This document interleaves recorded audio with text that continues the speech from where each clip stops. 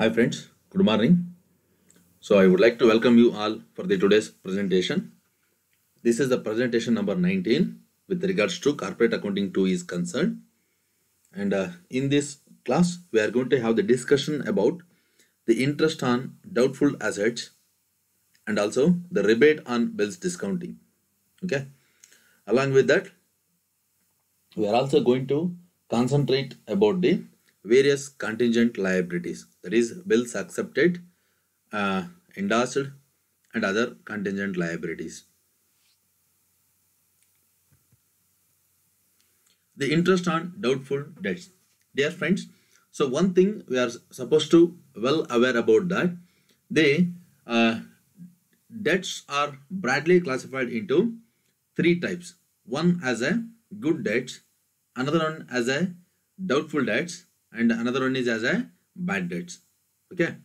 So here good debts nothing but it is a debt where there is a possibilities of getting the amount recovered fully. ಅಂದ್ರೆ ನಾನು ಯಾವುದೋ ಒಂದು ಸಾಲವನ್ನು ಕೊಟ್ಟಿರ್ತೀನಿ, ಆ ಸಾಲ ಕೊಟ್ಟಿರ್ತಕ್ಕಂಥ ಅಮೌಂಟ್ ನನಗೆ 100% ರಿಕವರಿ ಆಗುತ್ತೆ ಅಲ್ವಾ.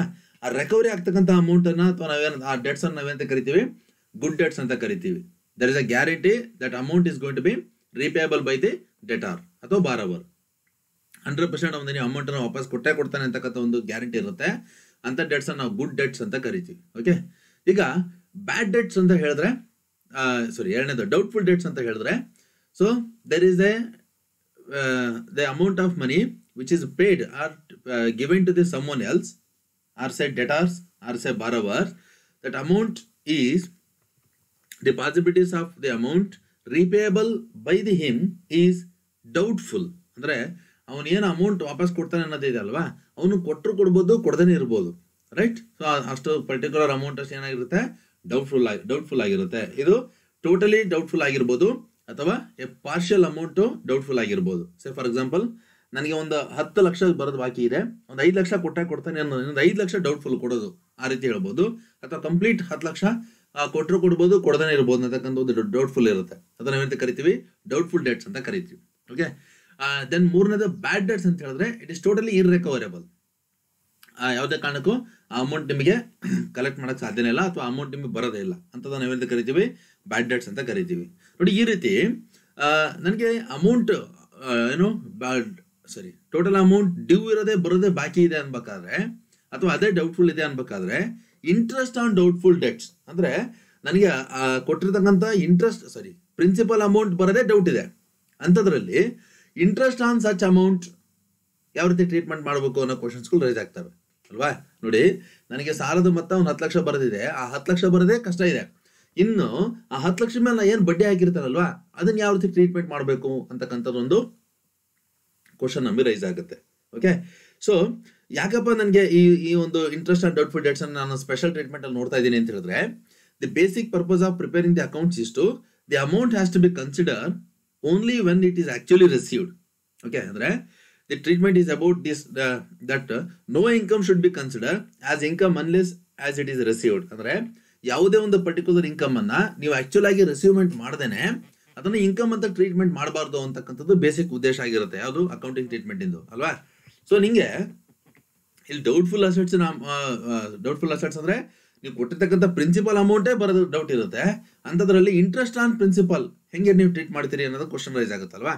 ದೇರ್ಫೋರ್ ಇಲ್ಲಿ when such kinds of interest on doubtful debts are created, ಯಾವಾಗ ಆ ರೀತಿ ನಿಮಗೆ interest on doubtful debts create ಆಗ್ತೀವಿ, right, until it is received it has to be transferred to the interest suspense account. ನೋಡಿ, ನೀವು ಎಲ್ಲಿ ತನಕ ನೀವು ರಿಸೀವ್ಮೆಂಟ್ ಮಾಡಲ್ವೋ ಅಲ್ಲಿ ತನಕ ಆ ಒಂದು interest on doubtful debts amount ಅನ್ನು ನೀವು ಎಲ್ಲಿ ಟ್ರಾನ್ಸ್ಫರ್ ಮಾಡಬೇಕು ಅಂತ ಹೇಳಿದ್ರೆ ಇಂಟ್ರೆಸ್ಟ್ ಸಸ್ಪೆನ್ಸ್ ಅಕೌಂಟಿಗೆ ಟ್ರಾನ್ಸ್ಫರ್ ಮಾಡಬೇಕು. ಅವಾಗ ಎಂಟ್ರಿ ಏನಾಗಬೇಕು, ಲೋನ್ ಅಕೌಂಟ್ ಇಟ್ ಆರ್ ಅಂದ್ರೆ ಸಚ್ ಡೆಟ್ಸ್.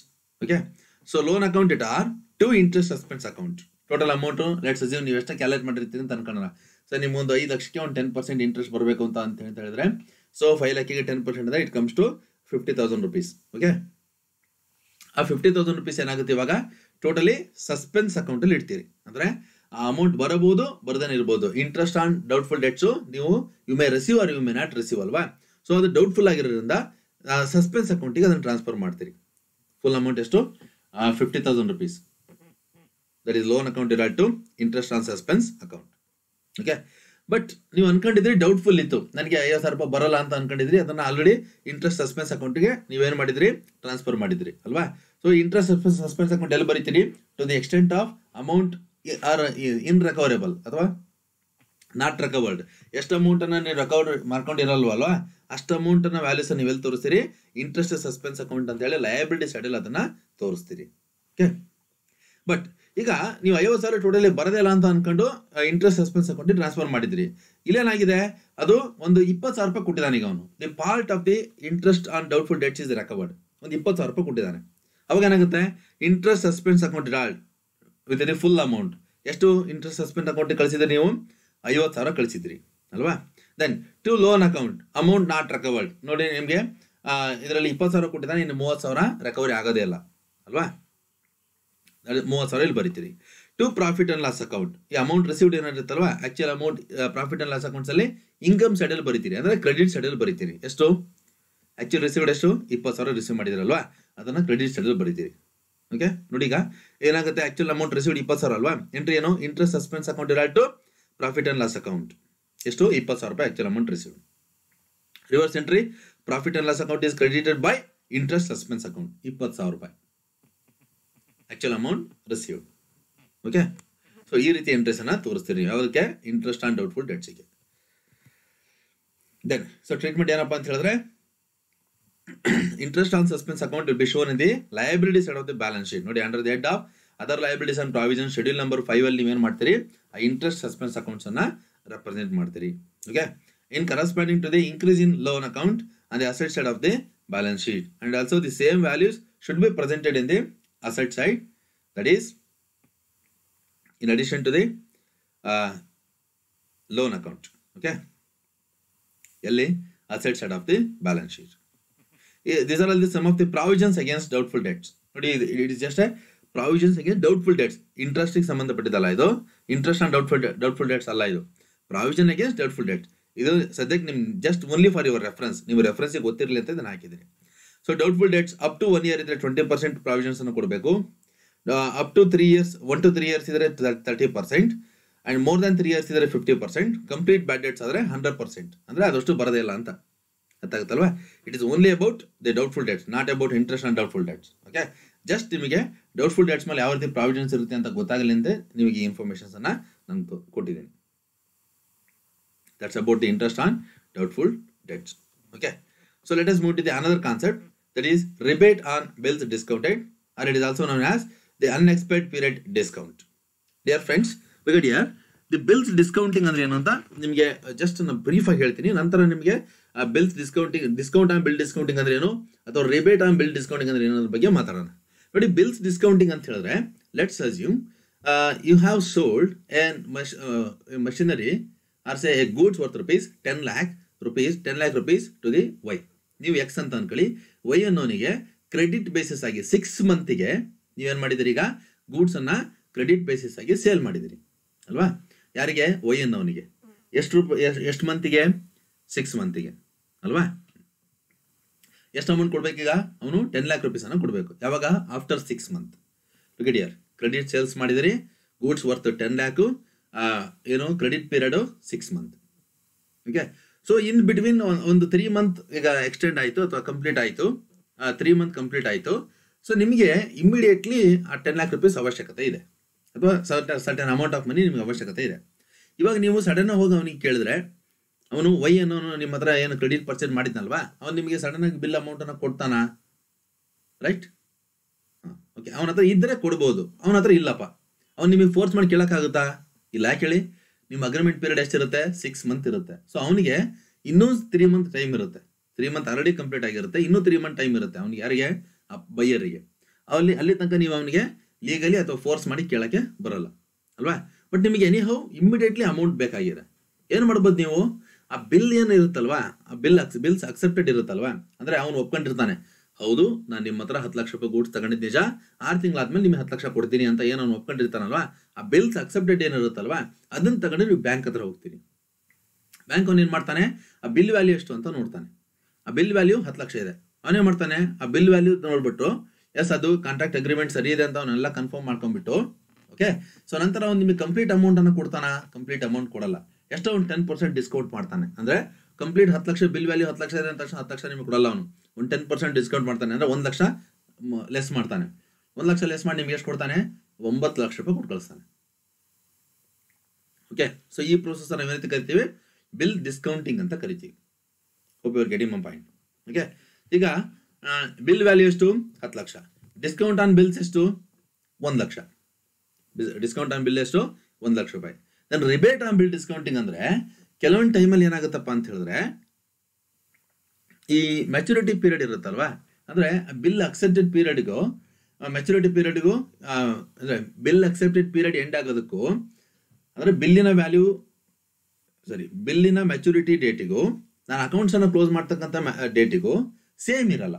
ಅಂದ್ರೆ ನಾನು ಅಕೌಂಟ್ಸ್ ಅನ್ನ 31st ಮಾರ್ಚ್ಗೆ ಕ್ಲೋಸ್ ಮಾಡ್ತೀನಪ್ಪ ಅಂತ ಹೇಳಿದ್ರೆ bill maturity value 30th May ಇರ್ಬೋದು, ಅಥವಾ 31st ಏಪ್ರಿಲ್ ಇರ್ಬೋದು. ಅಂದ್ರೆ 31st ಮಾರ್ಚಿನ ನಂತರ ಬರ್ತಕ್ಕಂಥ ಪೀರಿಯಡ್ ಏನಿದೆ ಅಲ್ವಾ, ಆ ಪೀರಿಯಡ್ ಅಲ್ಲಿ ಏನಾಗಿರುತ್ತೆ ಅಂದ್ರೆ ಅನ್ಎಕ್ಸ್ಪೈರ್ಡ್ ಪೀರಿಯಡ್ ಆಗಿರುತ್ತೆ.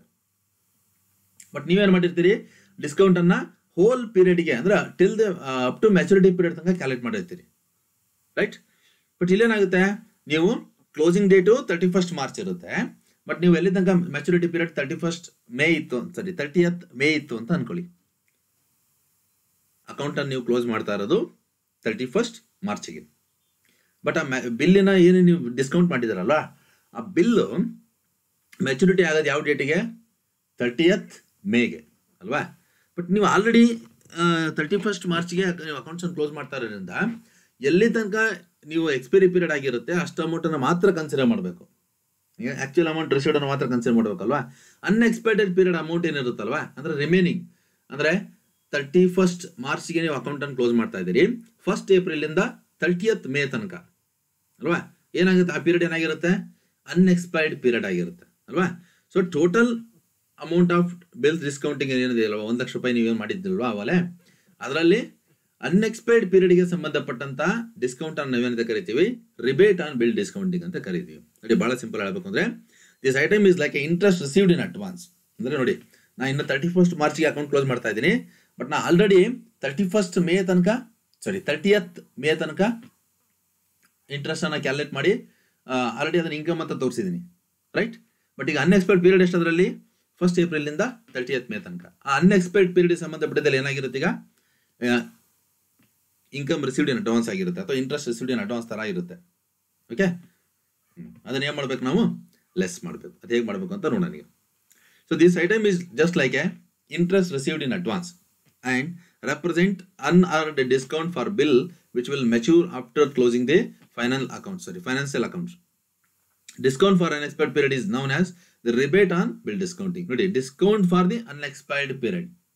Okay, ಅಂದ್ರೆ let's assume just ನಿಮ್ಮ ಕ್ಯಾಲ್ಕುಲೇಟರ್ ಅಲ್ಲಿ ಒಂದು ರಫ್ ವರ್ಕ್ ಹೇಳಿದ್ರೆ, ಆ 1 ಲಕ್ಷ ರೂಪಾಯಿ ಇದೆ ಅಲ್ವಾ, ದಟ್ ಈಸ್ ಫಾರ್ 4 months ಅಂತ ಅನ್ಕೊಳ್ಳಿ. 4 months ಅಂತ ಅನ್ಕೊಳ್ಳಿ, ರೈಟ್? ಬಟ್ ನಿಮ್ಗೆ ಇನ್ನೂ ಎಷ್ಟು ಮಂತಿಂದು ಪೀರಿಯಡ್ಗೆ ಏನು ಗ್ಯಾಪ್ ಇದೆ, ಅಥವಾ ಪೀರಿಯಡ್ ಇನ್ನು ಅನ್ಎಕ್ಸ್ಪೆಕ್ಟೆಡ್ ಪೀರಿಯಡ್ ಇದೆ, 31st ಮಾರ್ಚಿಗೆ ಕ್ಲೋಸ್ ಮಾಡ್ತೀರಿ, ಅದು 30th ಮೇಗೆ ಕ್ಲೋಸ್ ಆಗ್ತಾ ಇದೆ ಅಂತ ಹೇಳಿದ್ರೆ, 31st ಮಾರ್ಚ್ ಅಂದ್ರೆ okay 31st ಮೇನೆ, 31st May, 30th ಅಲ್ಲ 31st ಮೇ.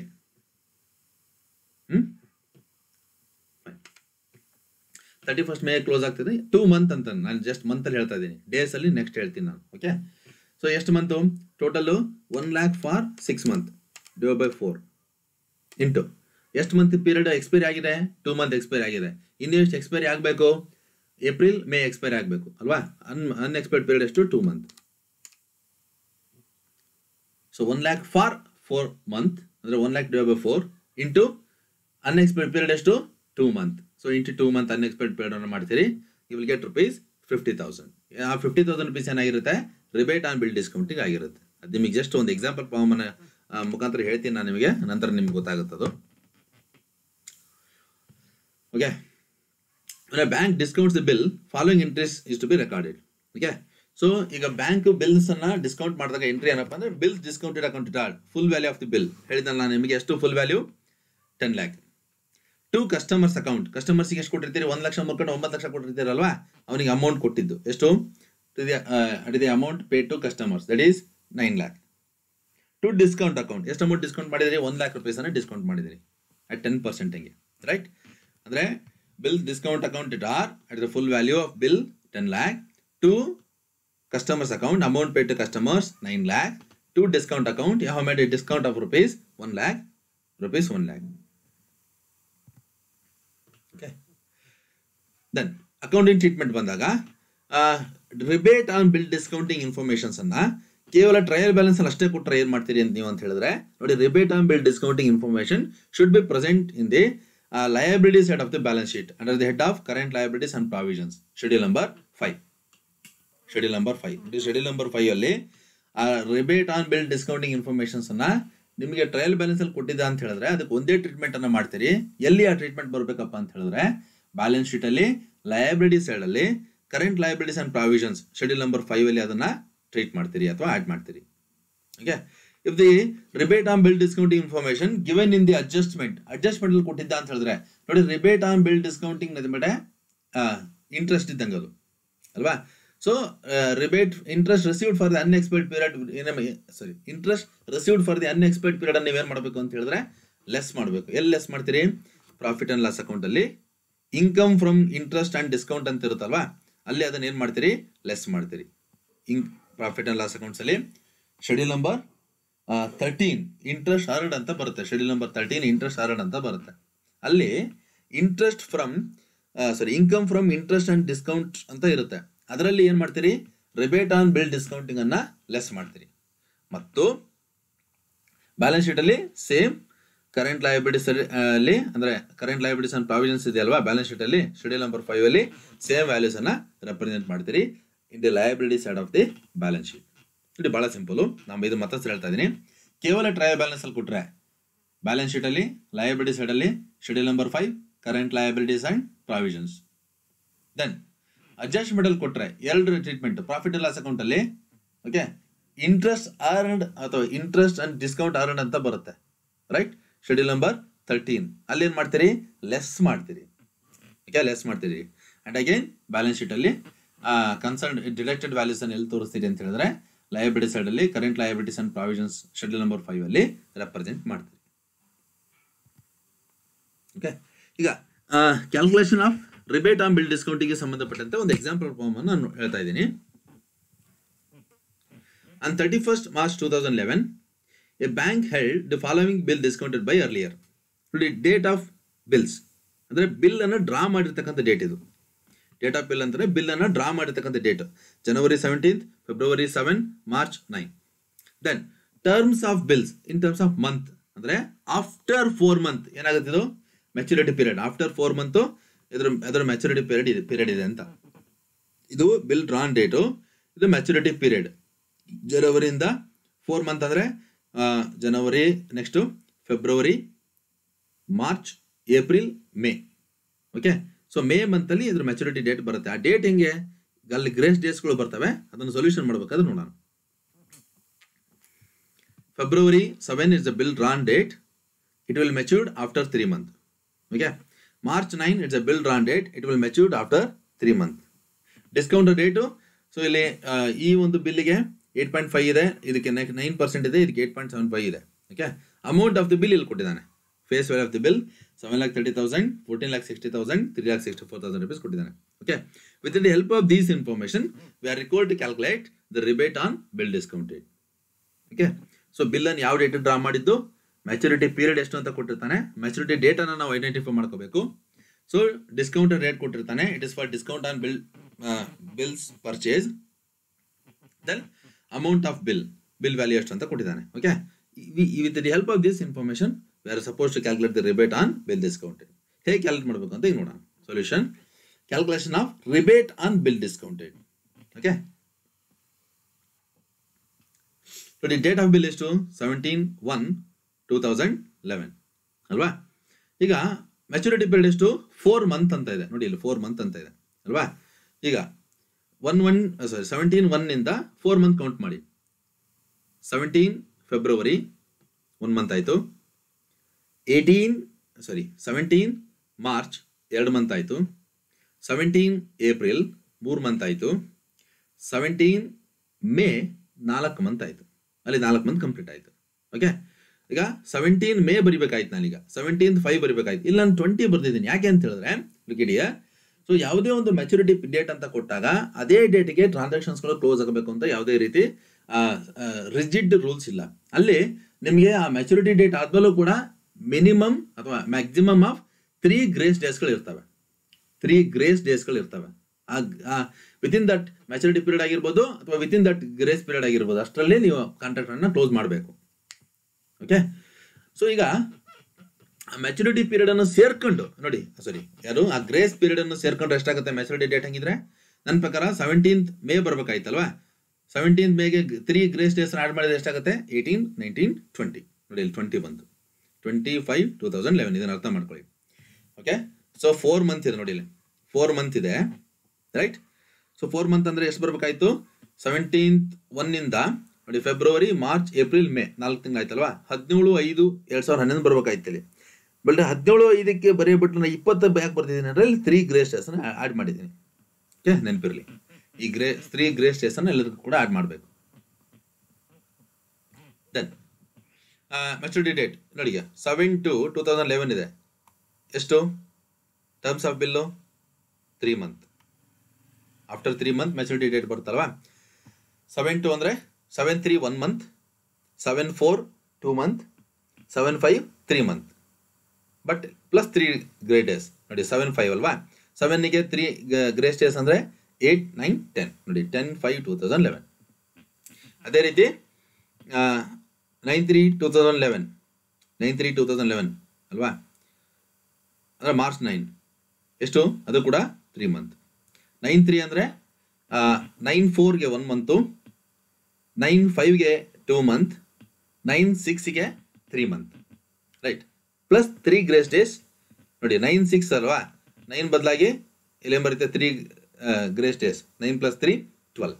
ಸೊ 12/6/2011 ಇದು ಮೆಚುರಿಟಿ ಡೇಟ್. ನಿಮಗೆ ಗೊತ್ತಾಯ್ತು. ಬಟ್ ನೀವು ಅಕೌಂಟ್ ಅನ್ನು ಪ್ರಿಪೇರ್ ಮಾಡ್ತಾ ಇರೋದು ಯಾವ ಡೇಟಿಗೆ? 31st ಮಾರ್ಚ್ 2011ಗೆ. ಓಕೆ, ಸೊ ಈಗ ರಿಬೇಟ್ ಅಂದ್ರೆ ಏನು? Rebate for unexpired period 31st March 2011 ನಂತರ ಎಷ್ಟು ಡೇಸ್ಗಳು ಬರ್ತವೆ ಅಂತ ನೋಡ್ತೀರಿ. 31st ಮಾರ್ಚ್ 2011 ಅಲ್ಲಿಗೆ ಎಲ್ಲ ಮೆಚುರಿಟಿ ಅಂದ್ರೆ ಎಕ್ಸ್ಪೈರ್ಡ್ ಪೀರಿಯಡ್ ಅಲ್ಲಿ ಕ್ಲೋಸ್ ಆಗುತ್ತೆ. ಅದ್ರ ನಂತರ ಬರೋದೆಲ್ಲದು ಕೂಡ ಅನ್ಎಕ್ಸ್ಪೈರ್ಡ್ ಪೀರಿಯಡ್. ಈಗ ಮೊದಲನೇ ಬಿಲ್ಲಿಗೆ ಎಷ್ಟು ಬರುತ್ತೆ ಅನ್ಎಕ್ಸ್ಪೈರ್ಡ್ ಪೀರಿಯಡ್? ಇದು ಮೆಚುರಿಟಿ ಡೇಟ್ ಅಲ್ವಾ? ಸೊ 31st ಮಾರ್ಚ್ಗೆ 2011ಗೆ ನಮ್ದು ಅಕೌಂಟ್ ಕ್ಲೋಸ್ ಆಗ್ತಾ ಇದೆ ಅಂದ್ರೆ ಅದು ನೆಕ್ಸ್ಟ್ ಬರೋ ಡೇ ಯಾವುದು? 1/4/2011. ಸೊ 1/4/2011 ನಿಂದ 20th/5/2011ಗೆ ಎಷ್ಟು ಡೇಸ್ ಆಗುತ್ತೆ ನೋಡಿ. ಈಗ ಏಪ್ರಿಲ್ ಎಷ್ಟು ಮಂತ್ ಬರುತ್ತೆ? ಎಷ್ಟು ಡೇಸ್ ಬರುತ್ತೆ? 30 ಡೇಸ್ ಬರುತ್ತೆ ಅಲ್ವಾ? ಮೇ ಅಲ್ಲಿ ಎಷ್ಟು ಡೇಸು? 20 ಡೇಸ್. ಏಪ್ರಿಲ್ ಅಲ್ಲಿ 30 ಡೇಸು, ಮೇ ಅಲ್ಲಿ 20 ಡೇಸ್. ಸೊ ಟೋಟಲ್ ಎಷ್ಟಾಯ್ತು? ಈಗ ಅಲ್ಲಿ ಟೋಟಲ್ ಕಮ್ಸ್ ಟು 50 ಡೇಸ್ ಆಯ್ತು. ಈ 50 ಡೇಸ್ ಹೆಂಗ್ ಬಂತು ಅಂತ ಗೊತ್ತಾಯ್ತಲ್ವಾ? ಫೈನ್. ಅದೇ ರೀತಿ ಇಲ್ಲಿ ನೋಡಿ, ಮೇ 10, ಏಪ್ರಿಲ್ ಅಲ್ಲಿ 30 ಡೇಸ್, ಮೇ ಅಲ್ಲಿ 10 ಡೇಸ್, ಟೋಟಲ್ 40 ಡೇಸ್. ನೆಕ್ಸ್ಟು ಇಲ್ಲಿ 12/6 ಇದೆ ಅಲ್ವಾ? 31st ಮಾರ್ಚ್ ನಂತರ ಏಪ್ರಿಲ್ ಅಲ್ಲಿ 30 ಡೇಸ್, ಮೇ ಅಲ್ಲಿ 31 ಡೇಸ್, ದೆನ್ ಜೂನ್ ಅಲ್ಲಿ 12 days. 30 + 31 + 12 61 + 13 12 73. Okay, so number of unexpired period ಎಷ್ಟು ಅಂತ ನಿಮ್ಗೆ ಗೊತ್ತಾಯ್ತು. ಈಗ 50 ಡೇಸ್ ಇದು ಡೇಸ್ ಅಲ್ಲಿ, ಇನ್ ಟರ್ಮ್ಸ್ ಆಫ್ ಡೇಸ್ ಅಲ್ಲಿ ಇದು. Okay, 50 days, 40 days, 73 days. Okay, ಈಗ ಅಮೌಂಟ್ ವ್ಯಾಲ್ಯೂ ಎಷ್ಟು ಅಂತ ನಿಮ್ಗೆ ಗೊತ್ತಿದೆ ಅಲ್ವಾ? ಅದರ ಹೆಲ್ಪ್ ಅನ್ನ ಬೇಸಿಸ್ ಇಟ್ಕೊಂಡು ಡಿಸ್ಕೌಂಟ್ ಆನ್ ಬಿಲ್ ಡಿಸ್ಕೌಂಟಿಂಗು ಮತ್ತು ರಿಬೇಟ್ ಆನ್ ಬಿಲ್ ಡಿಸ್ಕೌಂಟಿಂಗ್ ಅನ್ನು ಕರೀತೀರಿ. ಅಥವಾ discount on bills purchase and rebate on such bill discounted ಅನ್ನ ಕಂಡುಹಿಡಿತೀರಿ. ಈಗ ಹೆಂಗೆ ನೋಡ್ಕೊಳ್ಳಿ, ಇಲ್ಲಿ ಕ್ಯಾಲ್ಕುಲೇಷನ್ಸ್ ಅನ್ನ ತೋರಿಸಿದ್ದೀನಿ.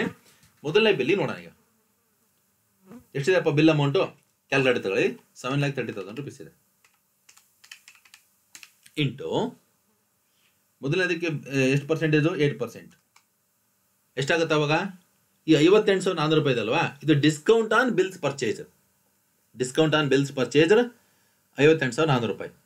ಓಕೆ, ಅದರಲ್ಲಿ ರಿಬೇಟ್ ಎಷ್ಟು ಪೀರಿಯಡ್ಗೆ? ದಟ್ ಈಸ್ 50 ಡೇಸ್ಗೆ. 50 ಔಟ್ ಆಫ್ ನೋಡಿ, ಇದು ಪರ್ ಎನಮ್ ಅಂತ ಹೇಳ್ತಾನೆ ನೋಡಿ. ಇಲ್ಲಿ 8.5% ಪರ್ ಎನಮ್. ಒಂದು ವರ್ಷಕ್ಕೆ 8.5% ಅಲ್ವಾ? ಅಂದ್ರೆ divide by 365 days. Divide by 365 days ಎಷ್ಟಾಗುತ್ತೆ ಅವಾಗ 8,000 rupees.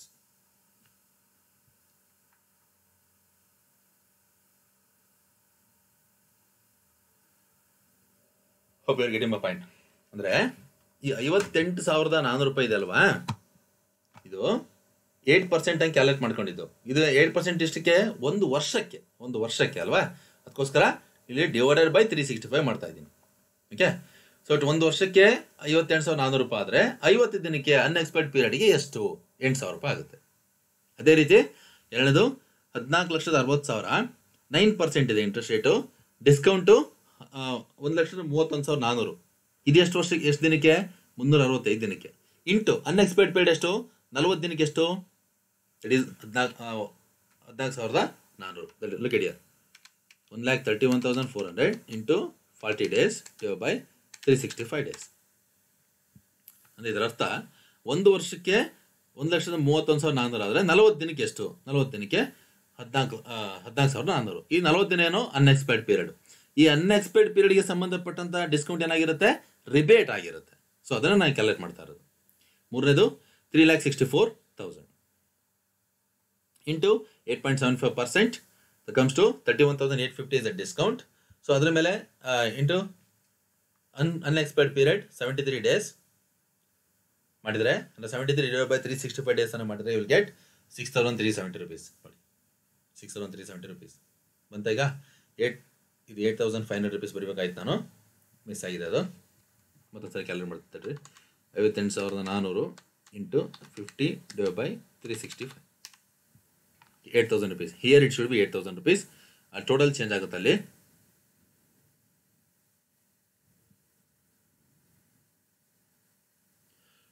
ಟೋಟಲ್ ಎಷ್ಟಾಗುತ್ತೆ? 8,000 rupees plus 14,400 rupees plus 6,370, 28,770 rupees ಆಗುತ್ತೆ. ಓಕೆ, ಅದ್ರ ಆಮೇಲೆ ನಾನು ಚೇಂಜಸ್ ಮಾಡ್ತೀನಿ.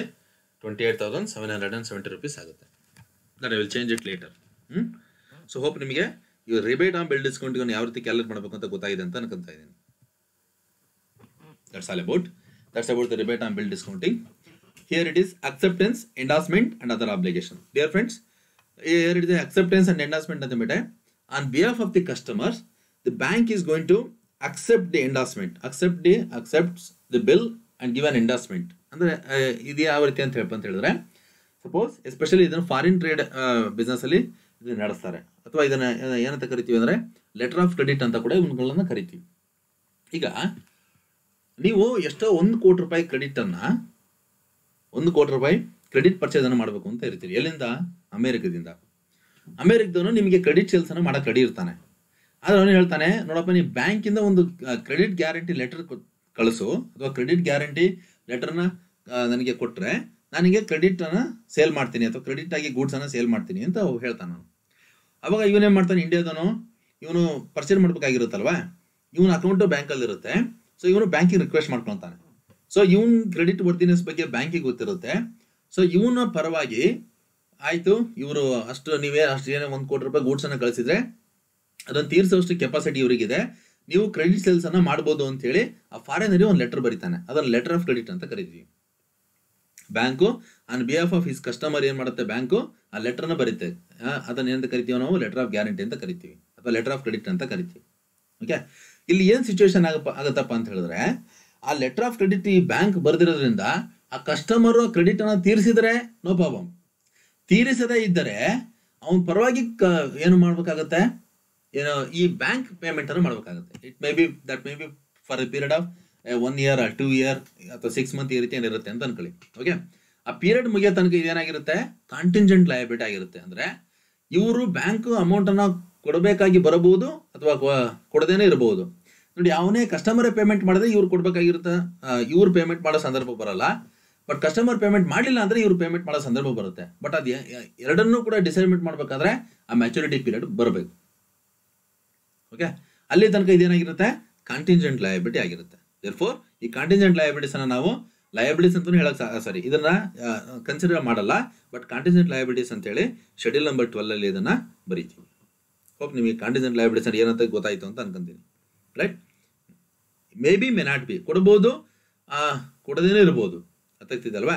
ಅಂದ್ರೆ ಈಗ ಅವ್ನು ಗ್ಯಾರಂಟಿ ಕೊಟ್ಟಿರ್ತಾನೆ, ಆ ಗ್ಯಾರಂಟಿ ಕೊಟ್ಟಿರೋದ್ರಿಂದ ಆ ಕಸ್ಟಮರ್ ಪೇಮೆಂಟ್ ಮಾಡಿದ್ರೆ ಇವನಿಗೆ ಪೇಮೆಂಟ್ ಮಾಡೋ ಸಂದರ್ಭ ಬರಲ್ಲ, ಆ ಕಸ್ಟಮರ್ ಪೇಮೆಂಟ್ ಮಾಡದೇ ಇದ್ದರೆ ಇವನಿಗೆ ಪೇಮೆಂಟ್ ಮಾಡೋ ಸಂದರ್ಭ ಬರುತ್ತೆ ಅಲ್ವಾ? ಬಟ್ ಎನಿ ಹೌ ಅದನ್ನು ನೀವು ಡಿಟರ್ಮೈನ್ ಮಾಡಬೇಕಾದ್ರೆ ಮ್ಯಾಚುರಿಟಿ ಪೀರಿಯಡ್ ಬರಲೇಬೇಕು. ಅಲ್ಲಿ ತನಕ ಇದನ್ನ ಏನು ಹೇಳಕ್ ಸಾಧ್ಯ ಇಲ್ಲ. ಅಂಥದ್ದನ್ನು ನಾವೆಂತ ಕರಿತೀವಿ? ಕಂಟಿಂಜೆಂಟ್ ಲಯಬಿಲಿಟೀಸ್ ಅಂತ ಕರಿತೀವಿ. Okay, so this is all about the interest on doubtful debts and rebate on bill discounting and also other endorsement and guarantees. Okay friends, so with this I am concluding today's session. So thank you for your patience listening.